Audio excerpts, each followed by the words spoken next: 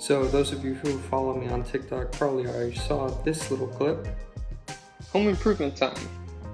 So we have an issue. It's this little slot here. Apologize for the cords we just put in security cameras. The problem is that wasps are going through that little slot and coming into our room. And so these little buggers like to go in through that hole and then down through that slot into my bedroom while we're sleeping. Now I don't know about you, but if you've ever woken up to a wasp on your face, it ain't pleasant. The cat is helping me. This video is going to be the cheap and easy way to stop wasps from getting into your house.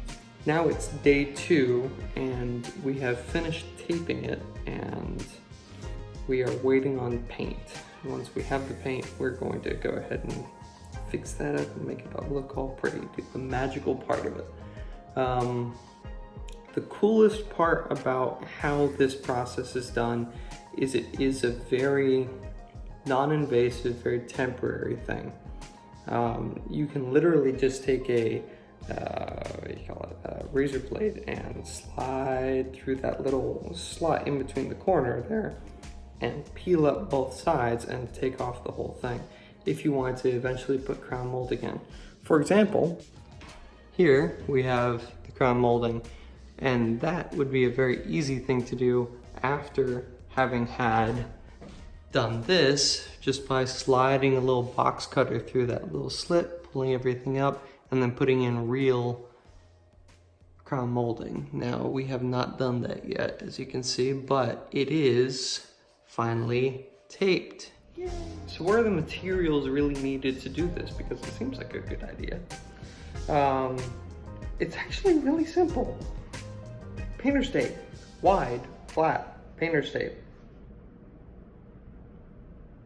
No, I'm serious, that's it. That's all you need. Well, and paint, but essentially what you're gonna do is you're gonna take the tape, pull out exactly how much you want, tear it off, and do this number. So I'm gonna be demonstrating right here on this little corner because it does have a little bit of an indentation and a slit, although this is just the frame and the wall, so nothing really gets through it. So you lay this in here and you're gonna wanna back this into that corner. Make sure that you have a little bit laying on the actual wall, but most of it you kind of actually want on the ceiling. So you want to really back that into that corner, and then you just smooth and smooth and smooth. And remember, you're going to be putting 2 or 3 coats of paint over this, which provides a lot of thickness. So don't worry about making it perfect and pretty. That's what the paint is for. So it can go very fast. It's not one of those perfectionist jobs where you really have to take your time and care about it. That's what the painting is. This part, to get it done and get those holes plugged up, that's the easy part. So removing this is just as easy. Take a little razor blade, slide it in here, a little slot, set that down, and then peel away. Everything comes off nice and neat. It is painter's tape, so it's meant to be on the wall and not really pull the paint with it. Although, if you do leave it up for a long time, you might end up pulling the paint with it, which is okay, because you're probably going to paint up to the ground molding and then paint over the ground molding, so don't worry about it. So, here is some footage of yesterday and all of the process of doing that.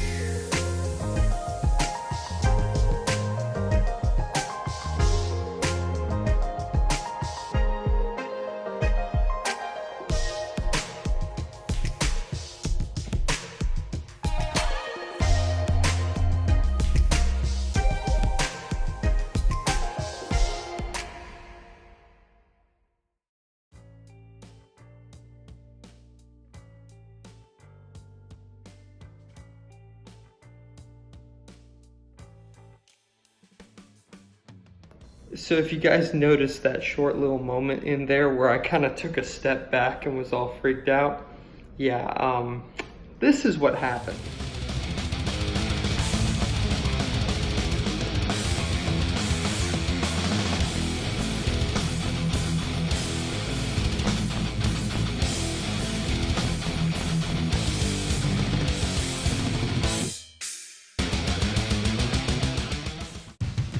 So, I was working on this section over here in this corner, and I was standing on that thing, and right about there, the wasp fell out.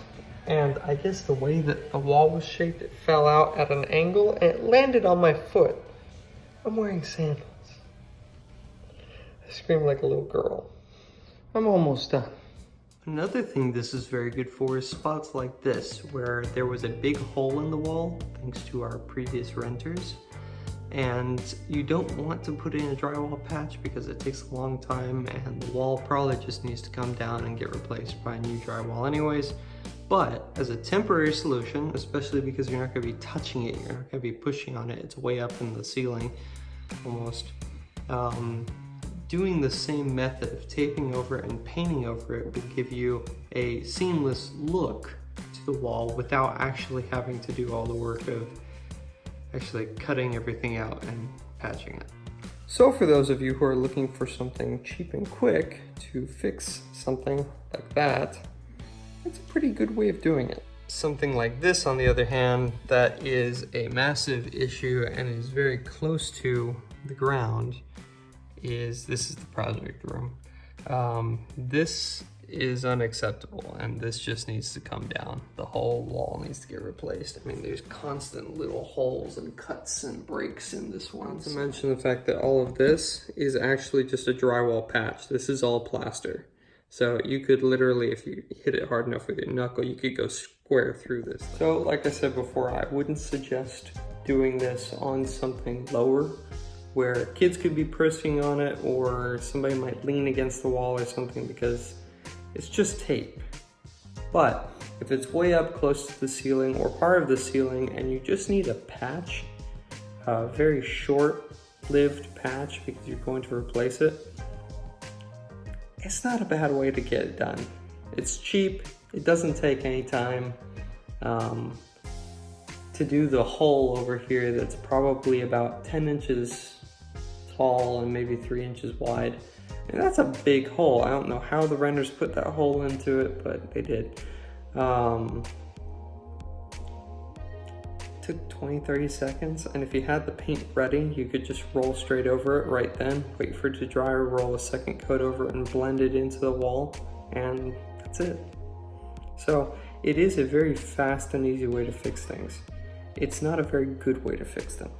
The right way to do this would be to either take down the wall for a big problem, and not the entire frame of the wall, you know what I mean, the drywall involved there, and replace the whole panel. Or doing a plaster patch is not a bad idea, but that takes time. And in some cases, when you do a patch like this, somebody keeps hitting that area with a doorknob and you end up with a dent in the wall, which then becomes a project in and of itself to fix. All right guys, so that's it for today. We're going to post another video, a short follow-up video, once we finish painting this, to show you just how good it can really look with just painter's tape and paint.